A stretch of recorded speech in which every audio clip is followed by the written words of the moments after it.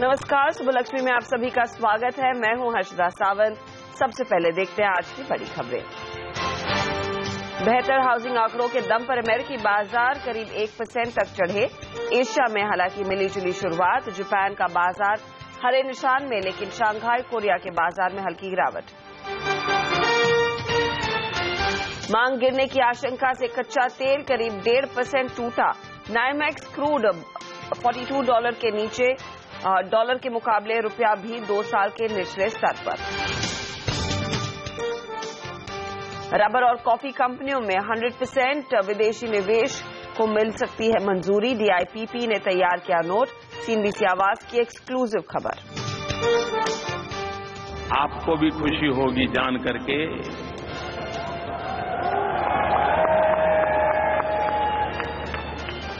Crown Prince ने हिंदुस्तान में 4.5 लाख करोड़ रुपया का निवेश करने का संकल्प किया। 2 दिनों के UAE दौरे के बाद देर रात स्वदेश लौटे PM। UAE ने किया 4.5 लाख करोड़ रुपए के निवेश का वादा। आखिरी दिन मोदी के नारों से गूंजा दुबई क्रिकेट स्टेडियम। दुबई से लौटने के बाद आज बिहार दौरे पर प्रधानमंत्री मोदी दे सकते हैं 56,000 करोड़ की सौगात। सबसे पहले आरा में करेंगे नेशनल हाईवे प्रोजेक्ट का शिलान्यास। और कैफे कॉफी डे के IPO का रास्ता साफ। सेबी ने 1150 करोड़ के IPO को दी मंजूरी। इंडिगो ने एयरबस को दिया 250 एयरक्राफ्ट खरीदने का बड़ा ऑर्डर। 2650 करोड़ डॉलर की है डील। अब तक 530 विमानों की दे चुके हैं ऑर्डर। सहारा की होटल बिक्री मामले में आया नया मोड़। एक बिडर मैडिसन कैपिटल ने सुप्रीम कोर्ट में कहा, सहारा ने बोलिया ललित मोदी को फॉरवर्ड करने को कहा। सबसे पहले देख लेते हैं अंतर्राष्ट्रीय बाजारों की ओर से क्या संकेत मिलते हुए दिखाई दिए हैं। अमेरिका में हमने देखा थोड़ी सी रौनक बनती हुई दिखाई दी, वहां से क्यों कुछ बेहतर है। और SGX निफ्टी आपकी स्क्रीन पर फिर कोशिश है 8500 की तरफ बढ़ने की। हल्की बढ़त देखने को मिल रही है, 11 पॉइंट का ही इजाफा देखने को मिला है। लेकिन अमेरिका में वाकई में किस तरह के गेन्स बनते हुए दिखाई दिया, आज एशियन तस्वीर कैसी है। आशीष वर्मा हमारे साथ जुड़ रहे हैं। आशीष, गुड मॉर्निंग। Good morning. अच्छी पिक्चर है अमेरिका से। हफ्ते की शुरुआत ध्यान रखें वहां पे पॉजिटिव नोट के साथ हुई। 1/3 से 3/4% के आसपास की बढ़त थी। हालांकि शुरुआत वहां पे कमजोर हुई थी, उसके बाद हमने देखा एक स्मार्ट रिकवरी और फाइनली दिन के हाईस पे जाकर अमेरिकन मार्केट्स क्लोज हुए हैं। ये टर्न अराउंड होने से पहले जो कमजोरी आई थी उसकी बड़ी वजह थी, जब शुरुआत हुई तो हमने देखा डाउ अच्छी खासी कमजोरी 136 अंक नीचे कामकाज करना शुरू करा, क्योंकि न्यूयॉर्क स्टेट के मैन्युफैक्चरिंग आंकड़े आए और वो आंकड़े बेहद कमजोर थे अगस्त के। इनफैक्ट कहा जा रहा है अप्रैल 2009 के बाद की सबसे कमजोर रीडिंग थी और उसके बाद अमेरिकन मार्केट्स में हमने देखा प्रेशर देखने को मिला। पर दिन के दौरान फिर वहां पे पॉजिटिव होम बिल्डर्स का डेटा आया, यानी कि जो सिंगल होम खरीदने वाले लोग हैं उनके सेंटिमेंट्स में एक मार्क्ड इंप्रूवमेंट देखने को मिल रहा है। इनफैक्ट वो डेटा पॉइंट आउट कर रहा है कि पिछले एक दशक में 2005 के बाद से अब तक की सबसे बेहतर रीडिंग थी। और वो रीडिंग आने के बाद, वो डेटा आने के बाद अमेरिकन इक्विटी मार्केट्स में लो लेवल से एक बेहद स्मार्ट रिकवरी आई और फाइनली ये क्लोजिंग लेवल्स आपकी स्क्रीन पर। यूरोप लेकिन मिला जुला रहा। जर्मनी के मार्केट्स में 0.5% का दबाव, फ्रांस के मार्केट्स में 0.5% तक की तेजी के साथ कामकाज हो रहा था। और यहां पे मार्केट्स में सबसे बड़ा फोकस था, ध्यान रखें, कच्चा तेल, जो आपने भी हाईलाइट करा। नाइमेक्स लगातार कमजोरी के साथ कामकाज करता हुआ। इसके अलावा ग्रीस का जो थर्ड बेल आउट है उसकी प्रोसीडिंग्स पे, उसका फाइनल क्लोजर पे बाजार कीनली वॉच कर रहा है। जर्मनी के मार्केट्स में जो दबाव आया था जब न्यूयॉर्क स्टेट के मैन्युफैक्चरिंग आंकड़े आए, तो अचानक जर्मनी के मार्केट्स में भी उस आंकड़े की या फिर रीडिंग सामने आने के बाद प्रेशर देखने को मिला। उस प्रेशर के बाद जर्मनी के मार्केट्स उभर नहीं पाए। एशिया आपकी स्क्रीन पर आएगा। हमने पॉजिटिव क्यूज एटलीस्ट अमेरिका से पिकअप करे हैं। आज इंपॉर्टेंट डेटा आने वाले हैं यहां पर, और खासतौर पर चाइना का एक इंपॉर्टेंट डेटा है न्यू होम प्राइसेस का, और उसमें कहा जा रहा है लगातार तीसरे मंथ एक इंप्रूवमेंट देखने को मिलेगा। चाइना टाइम के हिसाब से 9:30 बजे के आसपास वो डेटा आएगा, तो वो डेटा कीनली वॉच होगा चाइनीज इकोनॉमी की रीडिंग्स को या उसे समझने के लिए। अदरवाइज एशिया मिक्स, हल्के हरे निशान के साथ कामकाज करता है और एसजीएक्स निफ्टी भी दर्शा रहा है कि शायद हल्के हरे निशान के साथ आज हमारी शुरुआत हो। बहुत ही माइल्ड गेन देखने को मिल रहा है एसजीएक्स निफ्टी पर। शुक्रिया आशीष।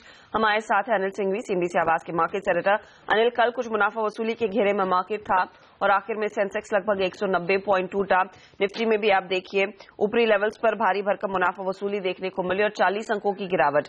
आज क्यूज थोड़े से मिले जुले से हैं, हल्की बढ़त के संकेत एसजीएक्स निफ्टी की ओर से आ रहे हैं। क्या ऐसा कोई ट्रिगर है जो बाजार में फिर खरीदारी का मूड बढ़ाएगा? हाँ है हर्षदा, और वो ट्रिगर ये है कि एफआईएस की तरफ से और डोमेस्टिक फंड्स दोनों की तरफ से कैश मार्केट में कल खरीदारी के आंकड़े आए जबकि बाजार नीचे बंद हुआ है। तो बड़े इन्वेस्टर्स की तरफ से सेलिंग है नहीं, और जो कुछ सेलिंग हुई है वो इंडेक्स फ्यूचर्स में होती हुई दिखी एफआईएस की तरफ से। और उसमें भी इंटरेस्टिंग बात यह है कि लॉन्ग पोजीशंस थोड़ी सी ज्यादा कम हुई है बजाय इसके कि वाकई में शॉर्ट्स बनती दिखी हो।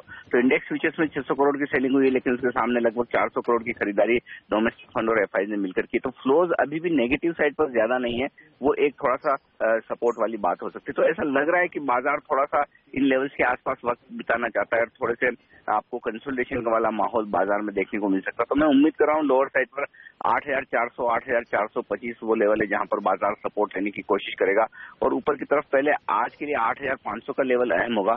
उसके पार निकल कर अगर बाजार टिक पाता है तो फिर 8,550, 8,600 की तरफ बढ़ने की कोशिश हो सकती है।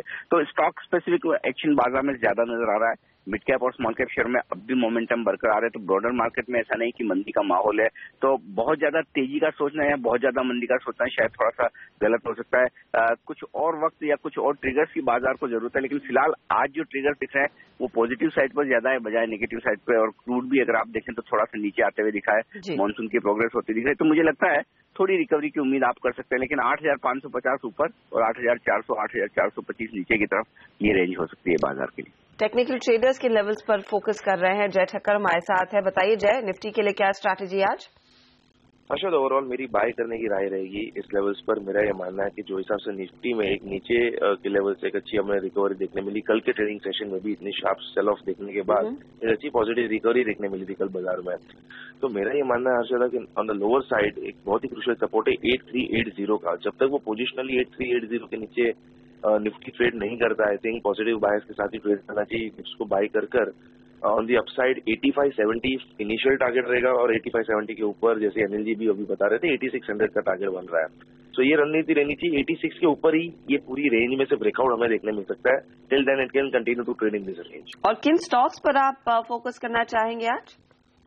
हर्षद, ओवरऑल कल भी पीएसयू बैंक्स पे काफी अच्छा एक मोमेंटम देखने मिला था, और उनमें से एक बैंक मुझे लग रहा है कि आज के ट्रेडिंग सेशन में एक अच्छा परफॉर्म कर सकता है, वो सिंडिकेट बैंक, जिसमें एक अच्छी फॉलिंग वेज पैटर्न बनी है, साथ ही साथ अच्छा inverse head and shoulders pattern भी फॉर्म हुआ है। ऑन दी अपसाइड अराउंड 113 से लेकर 116 के लक्ष्य बन रहे सिंडिकेट बैंक में, और स्टॉप लॉस रहना चाहिए ट्रेड के लिए 102.50 का। और सेकंड रहेगा महिंद्रा फाइनेंस, जिसमें 250 से 252 का एक बहुत ही क्रूशियल सपोर्ट रेंज देखा गया है ये स्टॉक में। तो with the stop loss of 252 and below that target कर सकते हैं M&M फाइनेंस पे 272 के लिए। ओके, तो 272 का टारगेट M&M फाइनेंशियल्स पर, और साथ ही साथ सिंडिकेट बैंक में अब भी अपॉर्चुनिटी है तेजी की, तो यहाँ पर भी खरीदारी का ही मोड दिखेगा। शुक्रिया जय इस जानकारी के लिए। लेकिन कौन से दूसरे स्टॉक्स फोकस में रहेंगे जहां पर आज खबरों का इम्पैक्ट देखने को मिलेगा? हमारे साथ है हमारी रिसर्च टीम की सोनम मेहता और Pooja Tripathi. Good morning. Good morning. शुरुआत सन टीवी के साथ करना चाहेंगे, जिसकी दिक्कत खत्म नहीं हो रही है। गवर्नमेंट सूत्रों के अनुसार यहाँ पे सरकार अब मद्रास और दिल्ली हाईकोर्ट के फैसले को अब चैलेंज करती हुई दिखाई देगी, जहां पर मद्रास और दिल्ली हाईकोर्ट ने सन ग्रुप को मंजूरी दी थी FM रेडियो के फेज 3 ऑक्शंस में पार्टिसिपेट करने के लिए, और अब सरकार ने इस फैसले को चैलेंज करने का फैसला लिया है। बिरला कॉर्प का काउंटर भी आज आपके रडार पर होना चाहिए। यहाँ पर कल खबर निकल कर आई थी कि बिरला कॉर्प भारत स्थित लफार्ज की 2 सीमेंट यूनिट को एक्वायर कर सकती है। अब वो डील यहाँ पर इस डील को कंप्लीट होने में थोड़ी मुश्किलें आ सकती हैं, क्योंकि लोधास जो कि कंपनी के डे टू डे कारोबार संभालते हैं, वहीं जो बिरलाज हैं वो ओरिजिनल ओनरशिप है। यहाँ पर इन दोनों के ही बीच ओनरशिप को लेकर जो डिस्प्यूट चल रहा है, उसकी वजह से इस डील में कुछ अटकलें आ सकती हैं। तो ये डील फाइनल होने में कुछ मुश्किलें यहाँ पर देखने को मिल सकती है। सिप्ला के काउंटर पर नजर रखिएगा, जहां पर सिप्ला एक लौती भारतीय कंपनी है जो यूसीबी, जो एक बेल्जियन ड्रग मेकर है, इनकी स्पेशलिटी जेनरिक्स ड्रग्स कारोबार क्रेमर्स अर्बन फार्मास्यूटिकल्स को खरीदने की दौड़ में सबसे आगे दिखाई दे रही है। ये डील लगभग $1.3 बिलियन की हो सकती है, मतलब लगभग 130 करोड़ डॉलर्स की हो सकती है। देखना होगा सिप्ला इतना बड़ा अमाउंट शेल आउट करती हुई दिखाई देती है कि नहीं। यूनाइटेड बैंक का काउंटर भी आज आपके रडार पर होना चाहिए। यहाँ पर अपने चुनिंदा डोमेस्टिक टर्म डिपॉजिट के ब्याज दरों में बैंक ने कटौती की, जो कि 21 अगस्त से लागू होगी। महिंद्रा को यहाँ पर अपने शेयरधारकों से मंजूरी मिल गई है डोमेस्टिक या फिर इंटरनेशनल मार्केट्स में शेयर्स जारी करके 5,000 करोड़ रुपए जुटाने की। सेल का काउंटर भी आज फोकस में रहेगा। यहाँ पर मध्य प्रदेश में स्टील यूनिट बनाने के लिए सेल ने प्राइम गोल्ड के साथ जॉइंट वेंचर किया और इस जॉइंट वेंचर में सेल का करीब 26% स्टेक होगा। ये जो जॉइंट वेंचर किया जाएगा, इससे 1 lakh world class TMT steel का प्रोडक्शन किया जाएगा। और फाइनली एक फंड एक्शन पर नजर कर लेते हैं। गुजरात पिपावाव पोर्ट लिमिटेड, जहां पर कोटक महिंद्रा इंटरनेशनल लिमिटेड ने कंपनी के 65 लाख शेयर्स खरीद लिए हैं 197 रुपए प्रति शेयर पर। वही क्रेडिट स्विस सिंगापुर ने कंपनी के 66.5 लाख शेयर्स बेच दिए हैं 197 रुपए प्रति शेयर पर। तो तमाम स्टॉक्स आज रेडार पर रहेंगे, जहां पर एक्शन देखने को मिलेगा। शुक्रिया इस अपडेट के लिए। इसी के बाद लेंगे एक छोटा सा ब्रेक, लेकिन ब्रेक के बाद आपको बताएंगे रबर और कॉफी सेक्टर को सरकार दे सकती है बड़ी राहत और यूएई में गूंजा नमो नमो का नारा। ब्रेक के बाद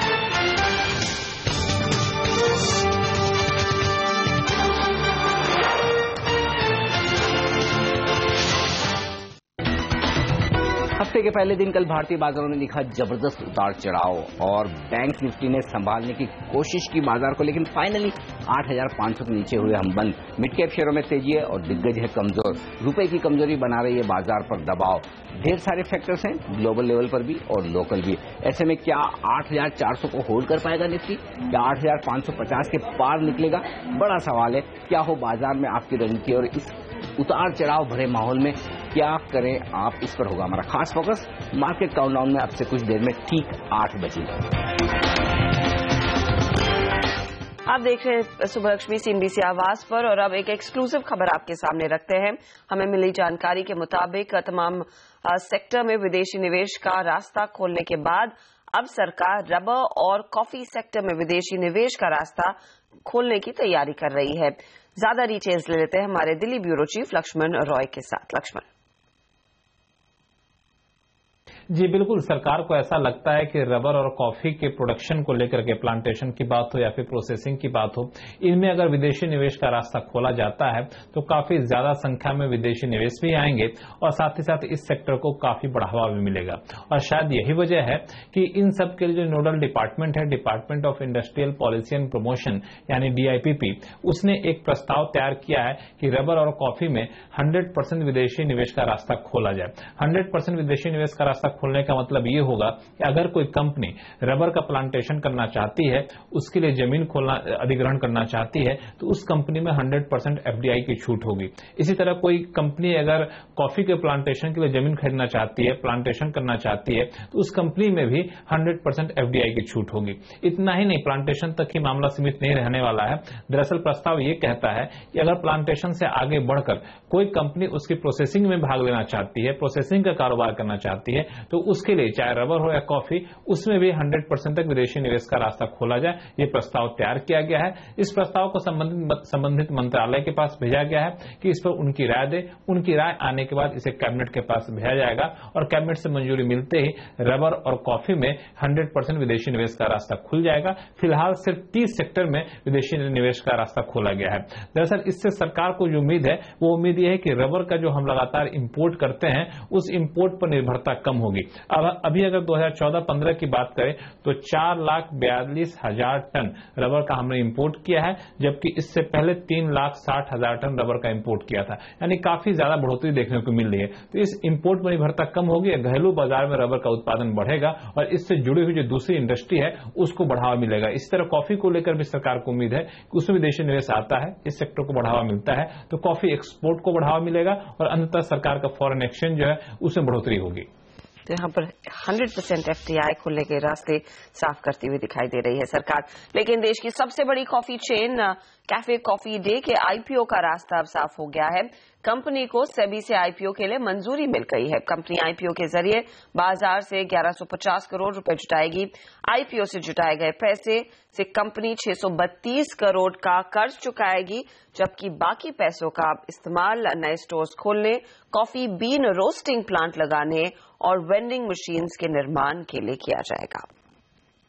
वहीं इंडिगो ने एक बार फिर बड़ी संख्या में हवाई जहाज खरीदने का समझौता किया है।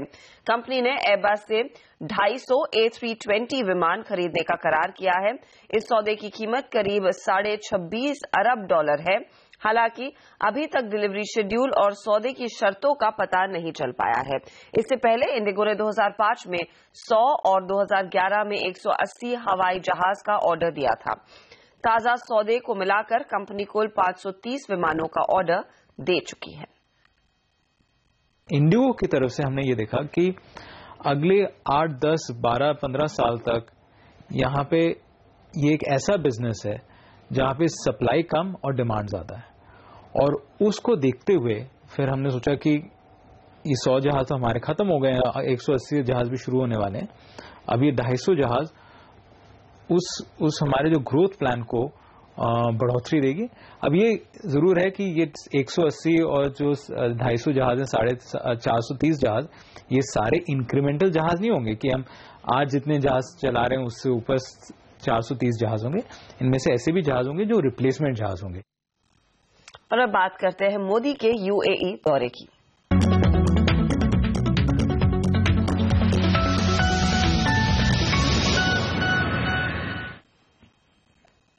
दुबई में एक बार फिर मैडिसन स्क्वायर गार्डन जैसा जलवा दिखा। खचाखच भरे दुबई के क्रिकेट स्टेडियम में नरेंद्र मोदी जमकर दहाड़े। मोदी ने बात तो शुरू की दुबई कनेक्शन से, लेकिन पूरे भाषण पर आतंकवाद का मुद्दा ही छाया रहा। मोदी ने आतंकवाद पर कड़ा प्रहार करते हुए कहा कि गुड तालिबान, बैड तालिबान जैसा कुछ नहीं होता, आतंक बस आतंक होता है। मोदी ने यह भी कहा कि UAE ने आतंक पर भारत के रुख का समर्थन किया है, और साथ ही नरेंद्र मोदी अपने भाषण में क्षेत्रीय सहयोग के मामले में भारत की पहल का भी उल्लेख करते नजर आए। UAE और भारत के द्विपक्षीय संबंधों की बात करते हुए प्रधानमंत्री ने कहा कि UAE ने भारत में 4.5 लाख करोड़ रुपए के निवेश का करार किया है, जो भारत पर बढ़ते भरोसे को दिखाता है। इसके अलावा UAE ने संयुक्त राष्ट्र सुरक्षा परिषद में भारत की दावेदारी का समर्थन भी किया है। भारत और अमीरात के बीच जो ज्वाइंट स्टेटमेंट आया है, आपको भी खुशी होगी जान करके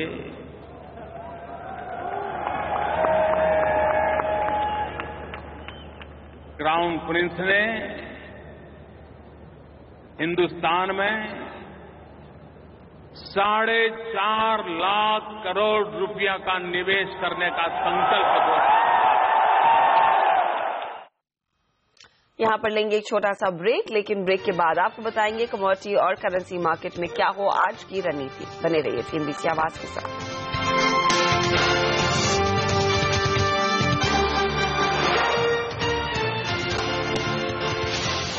सुबलक्ष्मी में अब देख लेते हैं कि कमोडिटी मार्केट में आज आपकी क्या रणनीति होनी चाहिए। सोने में तेजी देखने को मिल रही है। सोना 3 महीने के हाईस पर कारोबार कर रहा है। कॉमेक्स पर 1118 के आसपास तक के लेवल्स देखने को मिले हैं। लगभग $1 की तेजी आज सुबह देखने को मिल रही है। चांदी हालांकि थोड़ी सी सुस्त है, $15.27 के आसपास ट्रेड्स बनते हुए दिखाई दिए हैं। वहीं जापान की इकोनॉमी में स्लो डाउन की वजह से कच्चे तेल में भारी भरकम प्रेशर देखने को मिला है। क्रूड इनफैक्ट 2% कल शाम को फिसलता हुआ दिखाई दिया।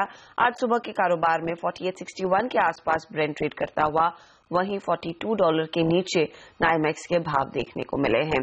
करेंसी मार्केट से भी क्यों ले तो सोमवार को डॉलर के मुकाबले रुपया 32 पैसे कमजोर रहा और ये 65.32 पर जाकर टिका।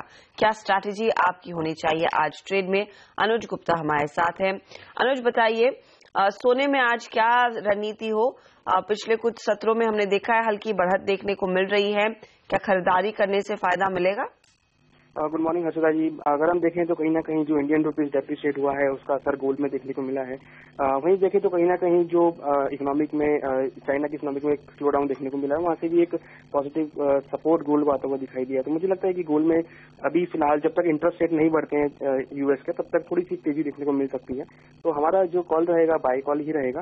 हालांकि टेक्निकल पॉइंट ऑफ व्यू से भी अच्छा एक बाउंस बैक देखने को मिला है। प्राइस अब 1115 के ऊपर ट्रेड कर रहे हैं और M6 में 26,000 के ऊपर ट्रेड कर रहे हैं। तो मुझे लगता है कि गोल्ड में थोड़ा सा एक बाइंग साइड में ट्रेड किया जा सकता है। तो करीबन 25,950 के आसपास बाय इनिशिएट कर सकते हैं। टारगेट करीबन 26,150 तक देखने को मिल सकता है। वहीं कच्चे तेल में हमने देखा पिछले कुछ सेशन से लगातार बिकवाली का दबाव आया है। अब भारतीय ट्रेडर्स के लिए क्या अग्रेसिव शॉर्ट की पोजीशन लेना ठीक है? देखिए, अग्रेसिव शॉर्ट तो नहीं, बट मुझे लगता है कि इंट्राडे में शॉर्ट कर सकते हैं, क्योंकि मार्केट अभी धीरे धीरे ओवरसोल्ड कैटेगरी में है। तो उतनी ज्यादा तेजी मंदी मुझे नहीं लगती कि यहाँ देखने को मिलेगी, क्योंकि नीचे में अगर हम एक लेवल की बात करें तो करीबन $38 एक स्ट्रॉन्ग सपोर्ट रहेगा, जहां से हम एक्सपेक्ट कर रहे हैं मार्केट बाउंस हो सकती है। तो फिलहाल $1 या $2 के हिसाब से शॉर्ट कर सकते हैं। तो करीबन 2810 के आसपास सेलिंग कर सकते हैं। नीचे टारगेट करीबन ₹2700 तक देखने को मिल सकता है। लेकिन जो सबसे बड़ा कंसर्न इस समय सभी के लिए है, रुपये में जो वीकनेस देखने को मिल रही है, कल 65.32 पर समाप्ति, क्या आपको लग रहा है किसी तरह की रिकवरी के संकेत मिलते हुए दिखाई देंगे? देखिए, अगर हम पिछले 2 हफ्तों से देखें तो कंटिन्यूस इंडियन रुपीज डेप्रिशिएट हुआ है और मुझे लगता है कि ये जो डेप्रिशिएशन है ये इस महीने भी रहेगा। मींस मुझे लगता है कि ये जो महीने की एक्सपायरी है अगस्त महीने की, वो डेप्रिशिएट होकर ही एक्सपायरी होगी। तो मुझे लगता है कि मार्केट अभी और वीकनेस की तरफ जा सकता है। तो हमारा व्यू यही है कि इंडियन रुपीज में शॉर्ट ना करें, बाइंग करके चलें करीबन 65.30 के आसपास। टारगेट हमें लगता है कि 65.70 तक, और हो सकता है कि अगर प्राइस उसके ऊपर क्लोज होते हैं तो 66 के आसपास के लेवल भी दिखाते हैं। शुक्रिया इस जानकारी के लिए। यह है फिलहाल राय करेंसी मार्केट और कमोडिटी मार्केट के ट्रेडर्स के लिए। आज वक्त हो रहा है आपसे इजाजत लेने का। ब्रेक में जाते जाते SGX निफ्टी पर एक बार नजर डाल लेते हैं। हल्की बढ़त के संकेत मिलते हुए दिखाई दिए। आज अंतर्राष्ट्रीय बाजारों से क्यूज थोड़े से पॉजिटिव है। 8500 पर SGX निफ्टी आपकी स्क्रीन पर। अब देखना यही होगा कि क्या हम इन लेवल्स को कन्विंसिंगली पार कर पाते हैं आज, या फिर कल की तरह ऊपरी लेवल्स पर लोग मुनाफा वसूली पर ही जोर देंगे। फिलहाल हमारी टीम को दीजिए इजाजत, लेकिन आप बने रहिए CNBC आवाज के साथ, क्योंकि आगे आपके लेकर आएंगे स्टॉक 2020, जहां पर आपको मिलेंगे आज के लिए 20 बेहतरीन ट्रेडिंग आइडियाज नीरज और आशीष के साथ।